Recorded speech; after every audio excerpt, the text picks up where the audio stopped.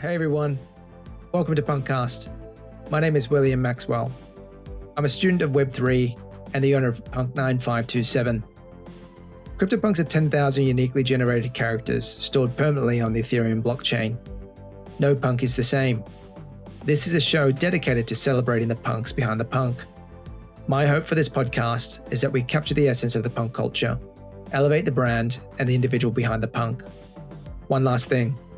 Projects discussed on the show is not financial advice. Crypto and NFTs are a volatile and risky asset class. Please always do your own research. Other than that, let's go. Hi, and welcome back to PunkCast. We've got Punk 1829 joining the show today. She's a 2 Atty with classic shades and dark Mohawk hair. But he is a foundation and super rare artist in real life, focused on photography and books. Please welcome Shane Lavalette to the show. Shane, welcome. Hello. Hey, thank you for having me. It's good to be on. No, it's nice to sort of have you. I think we've been trying to organize this chat for some time. I think life got in the way. This is true. Yeah, and holidays and all sorts of things, but the stars have aligned. Absolutely. And so where are you sort of dialing in from today? I'm in Houston, Texas, based in Houston these days. I'm an artist myself, as you mentioned. I work with photography, and me and a colleague of mine, I guess when the pandemic hit, we put our heads together.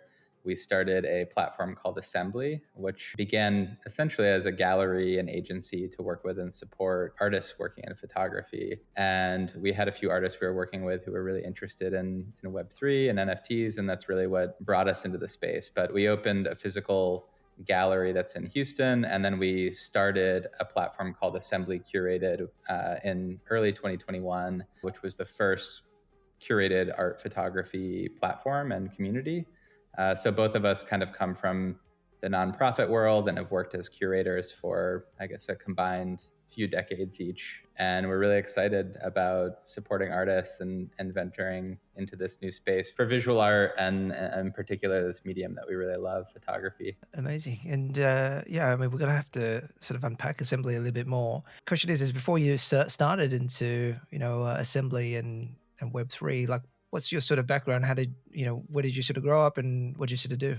Yeah, well, I'm from Vermont originally. I studied photography. I spent a bit of time in Boston. I was in upstate New York for a long time. I worked as the director of a nonprofit organization up there called Lightwork, which I think really sort of expanded my interest in working with and supporting artists and curating. I've spent a number of years working with photographers to help them publish photography books, which is another big passion of mine, kind of an avid book collector, and just think it's a really great medium for photography. And yeah, I've just been active as an artist myself for, I guess, about 15 years or so now. Within the NFT space, I've launched 2 projects or collections of my work, one of which sold out within maybe a month or so over the course of summer of 2021 when I launched it. And then more recently, I launched another collection, which I think I have maybe 12 or 13 pieces left from the collection of 60. But it's one of my, I guess I would say, most important bodies of work, or a project that's really important to me, that began as a commission for the High Museum of Art in Atlanta. It's basically a project about music and its relationship to landscape in the American South. And so as a photography project, it sort of takes you all over the American South, Louisiana, Alabama, Mississippi, Georgia, and so on. So I've kind of worn many hats, I guess you could say, in my career, both creatively as an artist and nurturing my own artistic practice. And then I think I've been equally fulfilled by finding ways to work with other artists whose work I really like and admire and supporting them. That's awesome. Yeah, I'm just having a look at your pieces on Foundation. They're quite beautiful.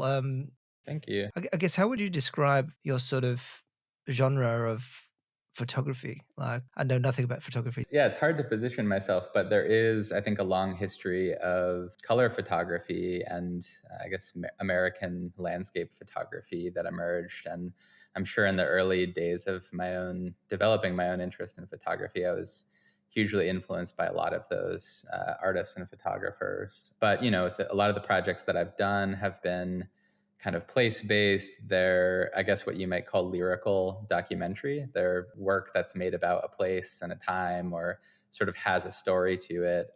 And yet there is maybe also a poetic quality to the work. There's kind of like a lyrical or interpretive quality to it as well. So like with the work you're looking at, One Sun, One Shadow, I wasn't literally traveling to photograph, say, blues musicians around the American South. I was very interested in kind of the musicality of everyday life and the way that the themes and stories that come out of songs are kind of an expression of place, and vice versa, the way in which place really informs song or music, which is a strange thing to photograph or explore through a medium like photography, right? Because there's no sound. Many of my photographs are actually, some might even call them quiet. But I think as a viewer, there's this opportunity to kind of explore and look more deeply at the world. And that's one thing I do as a photographer. I really love kind of slowing down and paying attention to things. Yeah, I think I don't know, just having a scroll down through, I guess, the pieces, it definitely evokes sort of a calming sort of emotion out of it, soothing. I think the colors that you use, and it's pleasant on the eyes. And yeah, so I'm just looking at some of the people photos as well, that you've sort of taken. You just seem to sort of take certain moments of them where they're just in their own element, which is pretty cool. Well, thank you. Yeah, man. So let's talk a little bit more around assembly and how you sort of got inspired for that. Like, what was the impetus to drive you to set up assembly? Well, there were a few artists and friends who I knew, and then, of course, myself that were interested in NFTs. And I think photography is a medium that's really suited to NFTs. I mean, at this point, it is kind of natively digital. It's definitely a medium that desires to be reproduced and desires to be seen and consumed in all kinds of ways. And yet, until blockchain, there wasn't really, I think, an easy mechanism for um, verifying authenticity and ownership and provenance. So for artists who work with photography, I think it presents two things. Both, it's like an opportunity to bring existing work to the NFT space and use it sort of as like an archive or mechanism for establishing, look, these are the one of one works in their ideal form in a way that's cohesive. And I think there's also the opportunity for some artists that are maybe more experimental to think about how to leverage the technology to do things that are really creative and outside the box, or allow audiences to experience or interpret photography in ways that are entirely new. And so through Assembly, we were interested in doing a bit of both, working with emerging and a few highly recognized established artists to both introduce work that has prominence within the traditional art space, as well as help artists who are kind of interested in experimenting within the NFT space, through providing a platform, through providing curatorial context and education around the work. And when we launched, there really wasn't a community for art photography. There were very few photographers who had minted their work, and it was very difficult to kind of find, where do I go and where do I look for interesting and high quality art photography. So Assembly launched as the first curated fine art photography platform and community. And since then, I think there's been this explosion in NFT photography. There's a number of platforms that have popped up, some of which I think have done really great work. It's a bit like galleries or artist-run spaces or publishers and in IRL. And so everyone kind of has their own curatorial voice and, the way that they kind of amplify and work with artists. But for us, I think it was kind of, and me being an artist myself, I really wanted to help others into the space in a way that I guess put into place best practices for how to bring photography to the space. With when you're an artist and you print work, for example, there's all these kind of expectations around archival paper and how do you edition the pieces and all these things that are, I think, very well established in the traditional art world.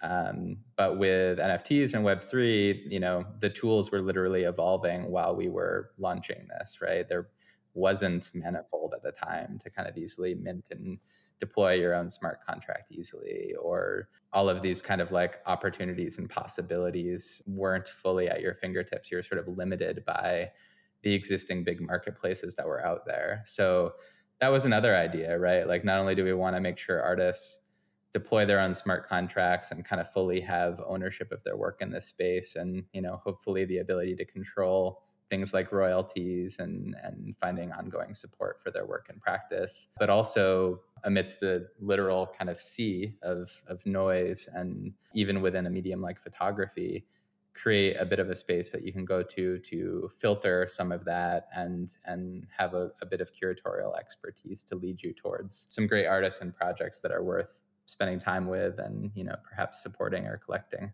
It's really interesting. I think one of the reasons why I sort of struggle with getting my head around photography, it just feels like, and maybe I've said this on another podcast as well, it just feels like the word's probably not low effort, or maybe it is in some ways. I think I did say it like that in terms of, you take the photo and then you just bring it and mint it on the blockchain. And I think when you compare that with, say, for example, generative art, I think the magic sort of happens on chain, right? There's a co-creation process with the artist. There's just an element of randomness and variability in the body of work, and the artist loses a little bit of control around that, which makes it a little bit special. And I think it's really leverage. I guess what I'm sort of saying is that the generative art piece really leverages NFT technology and blockchain. I guess from your perspective, like how are you sort of seeing, you know, blockchain NFT really help photography art or showcase photography art in a different way? Yeah, well, that was actually one of the big challenges, because with a medium like photography, it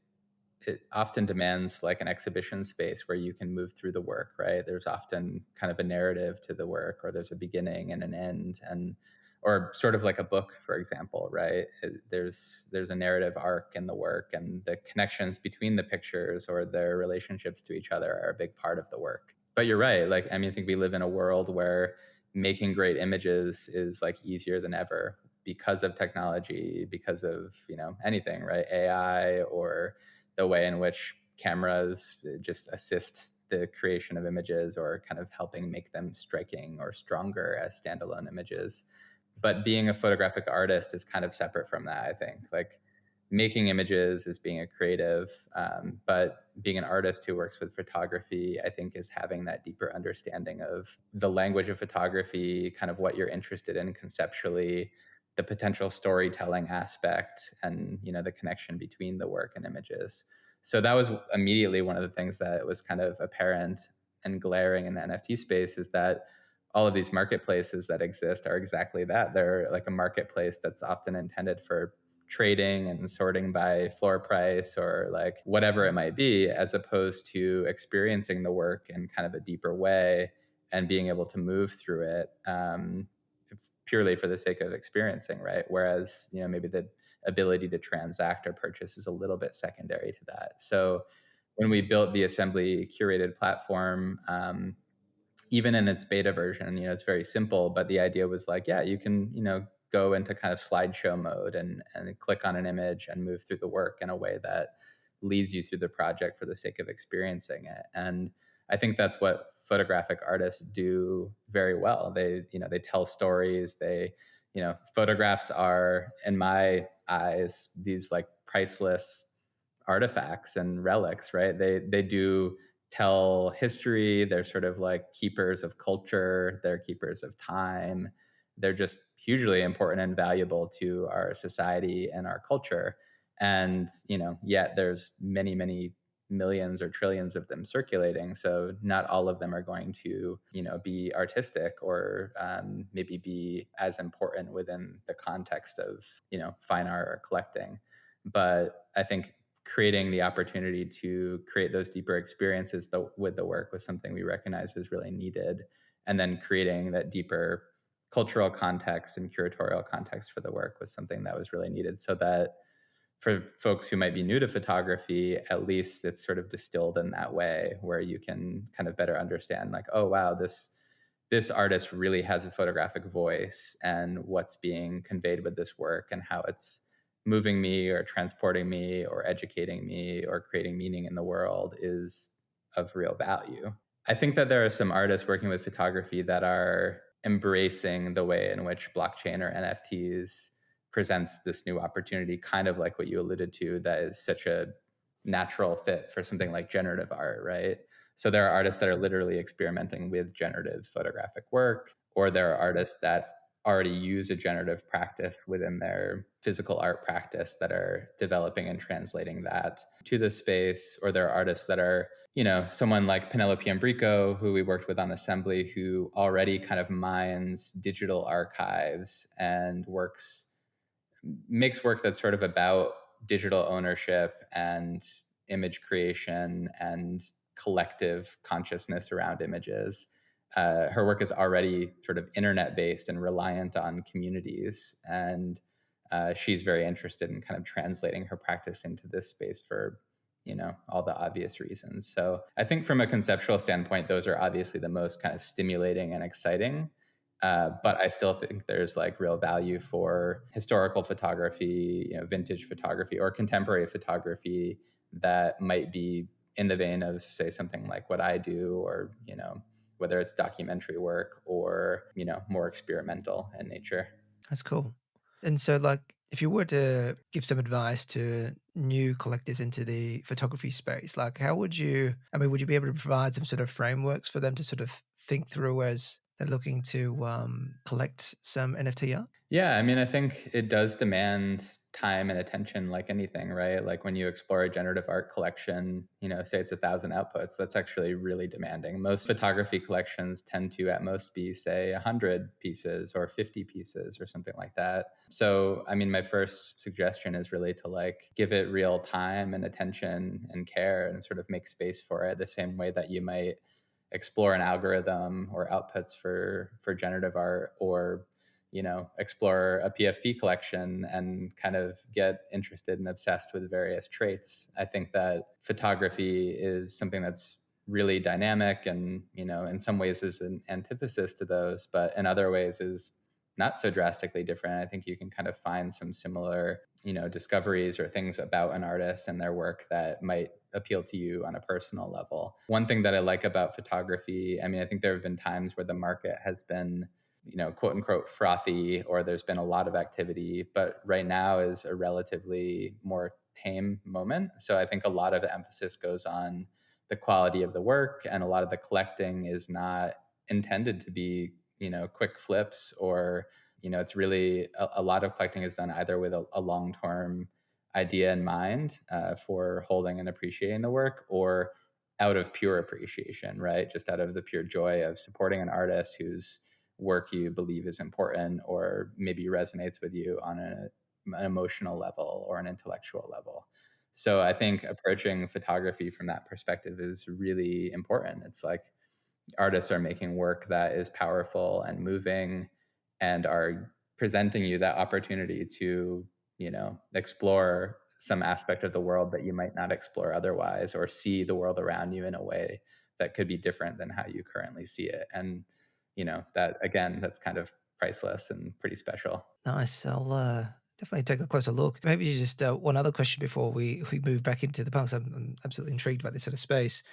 So like, I guess because the photographers that come to mind in NFT space that have really commanded attention in my mind has been Justin Aversano and maybe Drifter Shoots, which are both happen to be punks as well. What do you sort of feels like been the impetus for them to command that much attention on their body of work? Like, what have they done that's different from, I guess, the other sort of photographers and collectors in the space? Yeah, it's a good question. I mean, I think they both have compelling stories that maybe translate well and are kind of digestible and relatable to broad audiences. They both are, well, especially Justin was very early in the space and really kind of carved out a space for his work and appreciation of it, even in particular within the punks community, by working with a lot of folks and working on creative projects like the Save Art Space Billboard project, and helping amplify punks in a way that I think was really meaningful to others who are within the community. And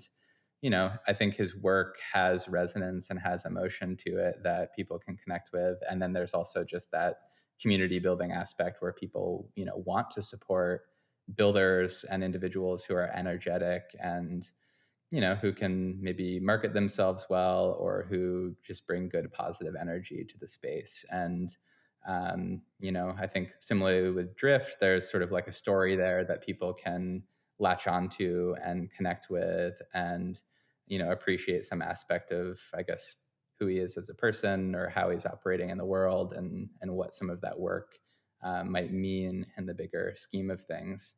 I think there's a lot of artists who have found their voice as like a creator. Maybe Kath is another example. Yotreda's work I really love, actually. I think Yotreda is amazing and brilliant.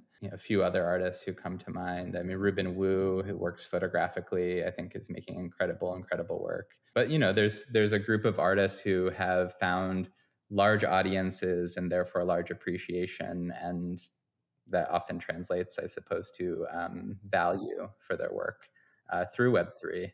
And, equally important, I think there have just been maybe smaller voices or individuals that are not as active at marketing themselves, or, might not, their work might have a lot of depth to it, but they're sort of just not the kind of people that are great at selling it or kind of bringing it to the space. And so I think sometimes platforms or others in the space can be really helpful for those artists. And there's a lot of artists who have made really truly incredible and important work over the history of photography, who should be recognized and should be a part of this space as well. So I think it's one thing that I love about Web3 and the NFT space is there's this kind of overlap between those. I don't even want to necessarily call them two worlds, because they're not like that separate, but they're sort of woven together in a way that I think can be a really positive thing for everyone involved. But I do think that like what it distills to is that like the work that often resonates, either the story and the work itself that is really hitting an audience, or it's the person behind it and the personality, or some sort of combo of those things that really excites people and makes folks want to align with the artist, that makes people want to support that artist or kind of become a part of what might be their community, as opposed to kind of bring in PFP terms or something.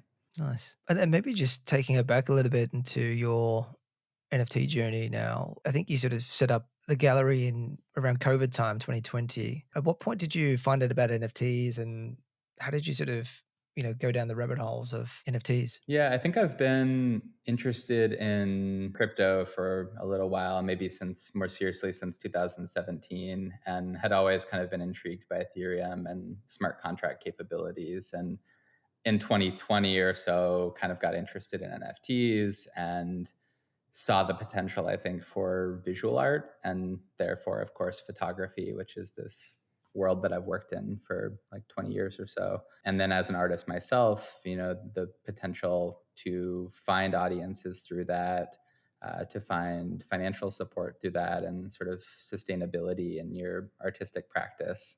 And furthermore, I think innovation. But it was really in 2021 that I got much more serious about that, through launching projects and experimenting in the space and kind of seeing what works, or where the sort of pressure points or pain points are in the space as well, and kind of what's needed. And I think again that's kind of where I saw the need for a platform that presents really strong work in a way that is truly curated and contextualized.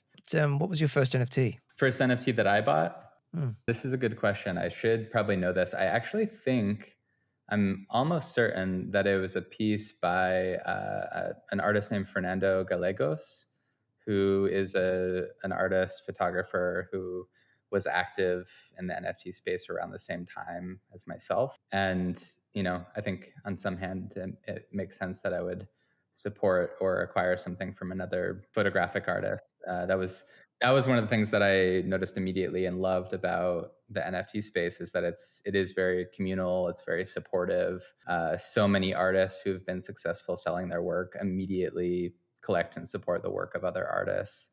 And so, I think it took probably selling my first piece or pieces to position me to be able to buy more actively. But I think it began with, of course, collecting photographic piece by an artist who I like and appreciate as a person. And then from there, it just snowballed into all kinds of stuff, right? I definitely explored a lot of PFP communities. I've explored generative art, and have been in the art blocks community for a long time, and appreciate many artists and projects that have come out of that, or just the broader generative art community as well. Like you said, I think it is a medium it's sort of like inherently a part of the way the technology works, and there's a total renaissance happening, I think, for generative art, which has existed for a long time. It's not like generative art is new or algorithmic art is new, but it's enabled and kind of propelled in really interesting ways by blockchain. So yeah, I think my collecting is kind of a mix of those things. It's like dabbling in various communities like PFPs, exploring the world of generative art, and then other photography and photographers that I appreciate. Yeah, nice. And what was your what's the Shane Lavalette rookie card? Like what was your first NFT that you minted? Like your created? Oh, that I minted? Oh, good question. The first project I made was called New Monuments, and it's actually a collection of, if I remember correctly, 40 photographs. So I'm not positive which one was the first one minted in the series. I'd have to look back and double check on that. But I minted the collection altogether and sort of launched it as a cohesive collection of 40 pieces. And the project was a series of photographs that I made in Rome, Italy, that is basically exploring ideas of preservation or conservation. So I was photographing, architecture and art and statues, and I had some special access to a few museums, conservation or preservation departments, and mixing these photographs that essentially explore how we're desiring to preserve things, and how certain objects maybe have an aura to them, with everyday life on the streets of Rome. So to me, it is a fairly conceptual project. It's sort of about that human desire to hold on to things, whether it's memories or places or objects or things of cultural significance, or our bodies, or people in our lives that are important to us, or our ideas of place, etc.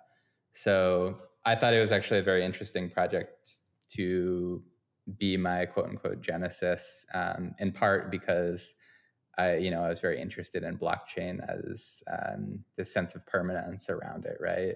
This idea that those mints are, in theory, there forever. And there's this, provenance that we can sort of look back to. And then, certain images might develop that aura or have more significance, and, things like that. And then there's a few photographs within the project that I thought also resonated with, I guess, other elements in this space, like tokens or value. And so if you explore the collection really closely, there's a few little kind of hints and nods within there that I think are kind of interesting. But that was the project that I launched, and was really lucky to have a lot of amazing collectors support the work, and it went to some good homes. Yeah, and I think that was summer of 2021. Nice. I'll have to dig that out of the archive and have a look. And so what was your journey then into, I guess, the punk community? Like, how did you navigate your way through? And I think it's always really pleasing and comforting to know that, artists of your caliber and, Justin Aversano and Drifter Shoots, all in the punk community. And, I think it's a bit of a nod to the punk artwork when you have, really esteemed artists collecting the collection, basically. Mm. Yeah, I mean, of course, if I could go back in time, I would be early enough to have minted punks or been there for the early days, when it was probably, I guess, in theory, even more punk, right? But I think I had met and connected with a lot of individuals in the space who I appreciated from this community and connected with on a personal level. And, as I learned more about the history of the space, definitely started to see the way in which punks are both, creative, they're, artistic, but they're sort of these historical, records on chain that filter out and kind of pave the way for all sorts of other possibilities in this space. And so that's like really how I see it, and what kind of compelled me to be involved. And, I think that, if it weren't for actually Tony Herrera, who's a great punk and personality in the space who I admire, who's very generous, for me, it was really because I wasn't early to this.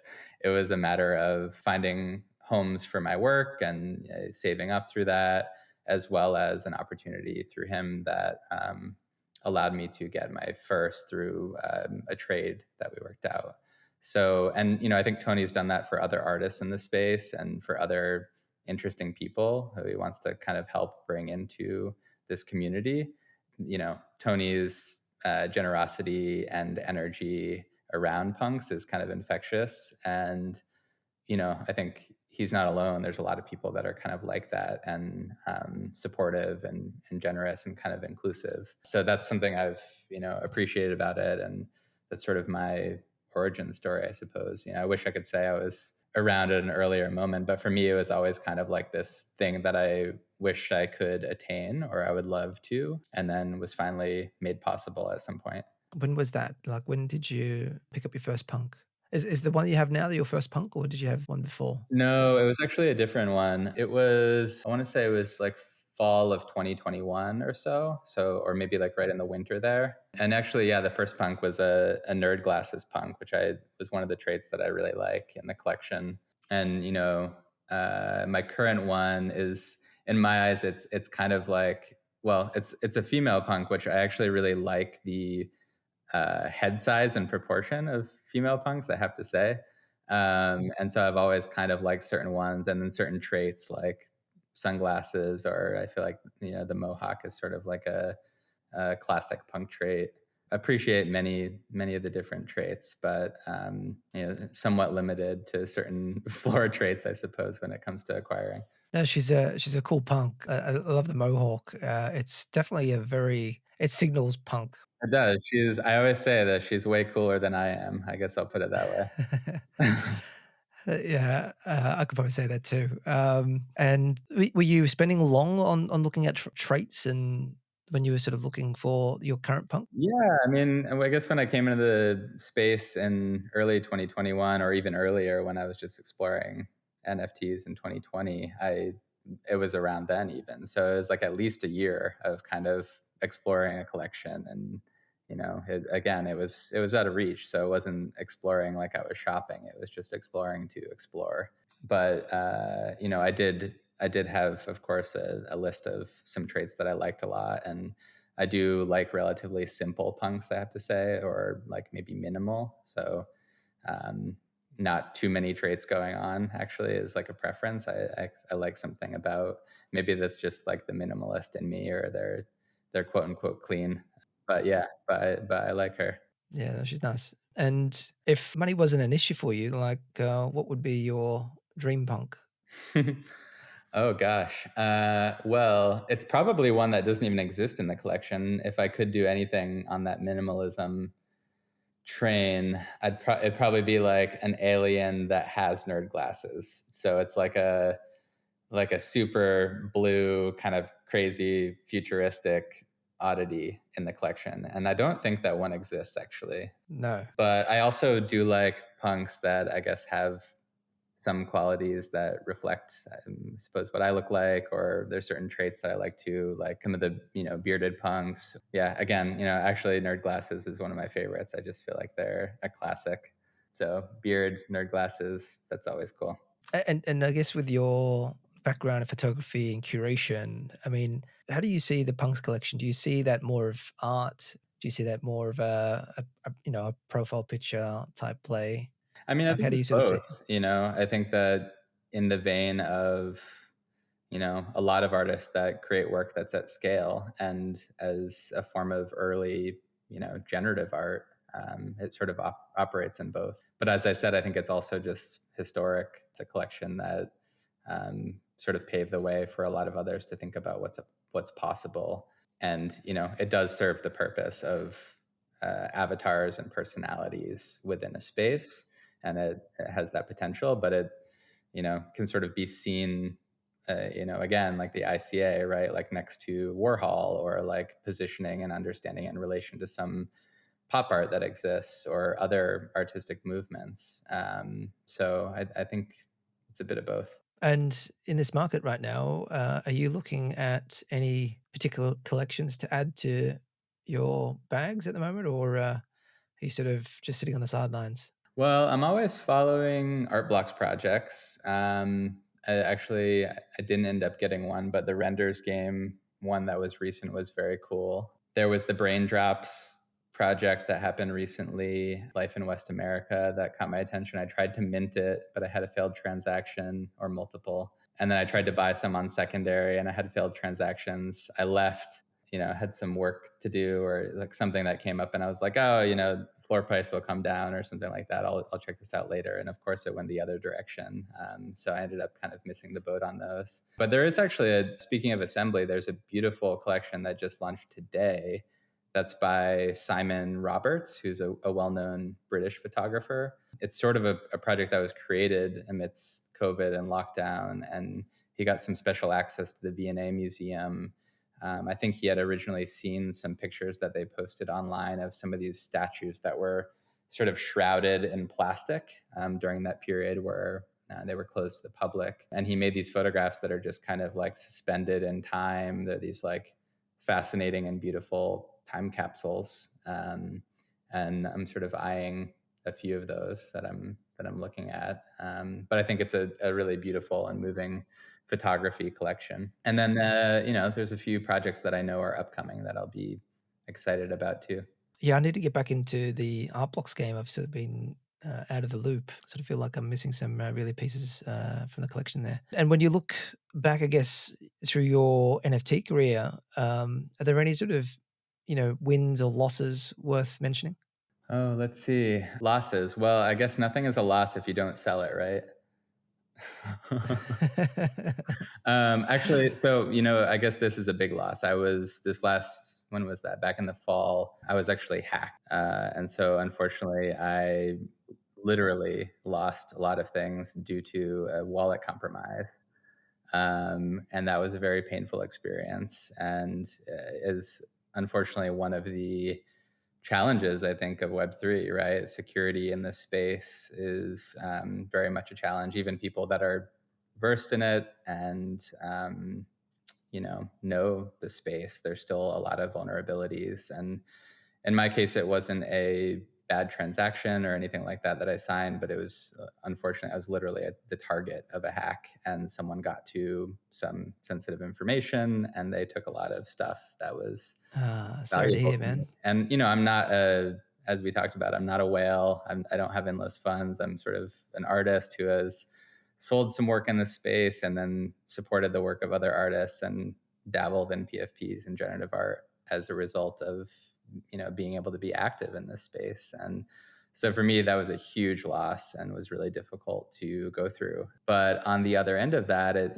did sort of show me that there's a lot more good actors in this space than bad. I connected with a lot of people after who were super helpful, some people who gifted me some pieces, some NFTs. Eric Snowfro of Art Blocks actually minted a squiggle right into my wallet, which is a very beautiful squiggle that I don't know if I can ever sell because it's so meaningful. So that's probably what I would say Oh, as wow. one of my my biggest wins.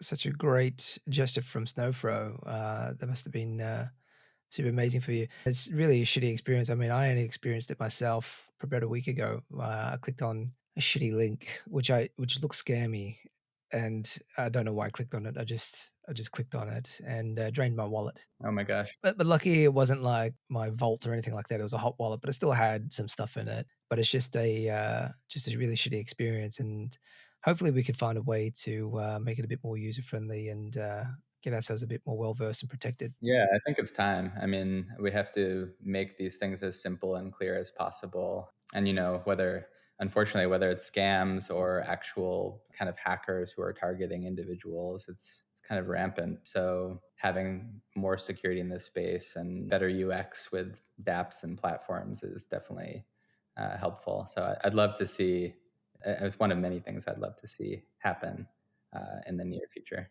If you look across, I guess the Twitter space, do you have like a favorite punk personality that comes to mind? Well, actually, as I mentioned, there's a lot of collectors of my work who have become friends and are just great people in the space. I guess I can give a shout out to Pixel Pete, who's a punk and who's a great photography collector and supporter of artists and photography. Yeah, there's, I mean, I already shouted Tony. I think he's like again, just a generous person. Snowfro is a punk as well, who I cited. So, I mean, at this point, all these great people, who's not in the community there. But, I think that the people who I appreciate most are those that are, focusing on making real connections and friendships and, connecting with art and supporting good people and, fostering meaningful connections and relationships in this space. And I guess all of those people fall into that category. I think you mentioned all really top-notch punks. And if you would describe a punk culture in a few words, how would you describe that for you? I guess, I mean, literally what I just said, I suppose, right? I mean, in my mind, in a broader sense, of course, being punk means being a little against the grain and kind of being creative, kind of operating your own lane. I think there are a lot of interesting entrepreneurs and innovators that are in this community. And yet there's also kind of like, at least for the most part, like a warmth and welcoming quality. And as I said, generosity around the best people who I've met. So in an ideal world, it's that combo, right? Of people who are kind of rocking out and doing creative things in their own lane. Are entrepreneurial and creative in their own right, but also like open armed and interested in connecting in deeper and meaningful ways. Couldn't agree more. And maybe just getting onto a couple cultural or contentious topics now. You may have a view, may not, and so feel free to sort of decline to answer if you don't have a view or don't want to speak about it. But what are your views on V1 punks? Oh, good question. I'm not like, I guess, staunchly on any side of the argument that goes on around V1 punks. I mean, I do see them as this like interesting artifact as well, like sort of I guess in the vein of I don't know, I guess to use Warhol as an example, right? If there was sort of like a production line for Maryland silk screens or something like that, or tomato soup cans, and there was a whole line of them that were misprints or kind of oddities that the factory scrapped and decided to move on from, and they ended up circulating.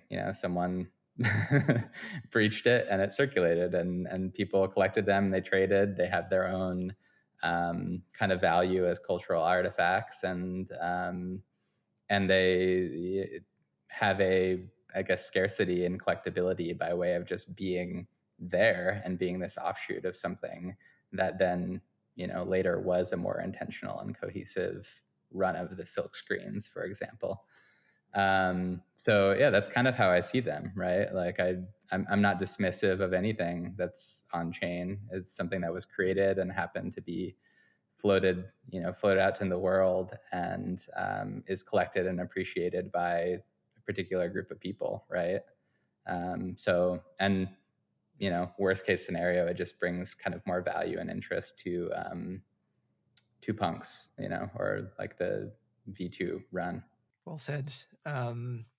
And what about BTC punks, ordinal punks? Oh boy. Well, I mean, I think copies of the collection that are just spit out on other chains are exactly that, right? Like, I mean, again, it could have its own collector base or its own value, its own tradability, but it's sort of like a copy of anything, right? If you think of it on those terms, not that it's, well, yeah, sort of that it's like a knockoff of a particular art piece or brand or something like that. You could look at it maybe a bit like being a poster version of a painting or something. I don't know. I don't really have a great analogy for it, but I guess I see it in that same way. It's like it doesn't like hurt what is like the real or core artwork or community, but it doesn't interest me in the same way, right? From like a collecting standpoint, and will kind of naturally, I think, trade or have value or interest accordingly. But people people will do what people do in this space. Yeah, I went pretty crazy recently, but yeah, I'm of the same view. I think people just miss, I guess, that connection to provenance. Yeah, I mean, there's like optimism punks or like, Arbitrum. Like, I think any chain and layer, there's going to be like a punk copy, I suppose. And I mean, they aren't even necessarily derivatives because they're not like altered or sort of like changed in a significant way. They're like, for the most part, I would say like a copy of something. But that has its place, right? And that has its value, and people enjoy trading those things. So there's no downside to that, really. Totally. And what are your views and thoughts on, I guess, the Yuga acquisition of Punks? Well, I think anywhere that there's money to be made or energy, there's going to always be people interested in getting involved. I wasn't there through the whole history of punks in the way that some people were, so I can't really speak to it from that kind of progression or that experience of being in the community and it evolving so much from like the early days to something like that. But in some ways, it's sort of bound to happen, and I think that like the creators who passed the baton did so for their reasons, right? Like they're creators who want to focus on creating and continue to do other things, and there's these other folks in the space who are kind of stewards of big projects and marketing them and bringing them to life in other ways, and they're sort of bringing it into a new chapter and creating new possibilities for it. And in maybe an ideal world, a project that's created by someone kind of stays under their umbrella and is sort of always kind of shepherded along. But at the same time, I think that when the baton should be passed, it's sort of an okay thing. And I think that there'll be all kinds of positive things that come out of that. So I'm here for it regardless in terms of like what the collection is and what the community is. But this is just sort of market forces and what happens in the world. Nice. And if you could pass on a message to Punk 1829 that comes after you, what would you like to say to them? Oh, wow. Well, yeah, if I ever pass this one on, I hope it lands with someone else who's kind of equally creative and trying to forge connections within the space. So I would just encourage that person to kind of carry on that baton of cross-pollinating and collaborating and hopefully being that kind of person in this space. Shane, that sort of wraps up our, I guess, the core of our interview today. So thanks for your time. And I've learned a lot at this session. Yeah, it was a good chat. It was great to talk with you. And I guess any closing comments from your side, and how can sort of people find you? Oh, yeah. I mean, if anyone's listening and wants to connect or is interested in learning more about photography, obviously it's my passion. It's something I love to talk about, and I'm happy to chat with anyone or chat in DMs, whatever works. I'm on Twitter. It's at Shane Lavalette, ShaneLavalette. Or you can find Assembly as well on Twitter. It's just at Assembly Curated. And yeah, either way, reach out. I'm truly happy to connect and hear from others, and always enjoying meeting new people in the space. It's great to sort of see people like you in the punk community. I think you're upholding the punk values and the punk flag for sure, man. So it's a pleasure chatting to you again. And hopefully I can come and visit your gallery or studio in Houston one day. Yeah, so we'll have to connect. Please come visit. We'll be around. Yeah, for sure. And guys, that wraps up another episode of PunkCast for this week. And yeah, we'll be back next week with another punk. Bye for now.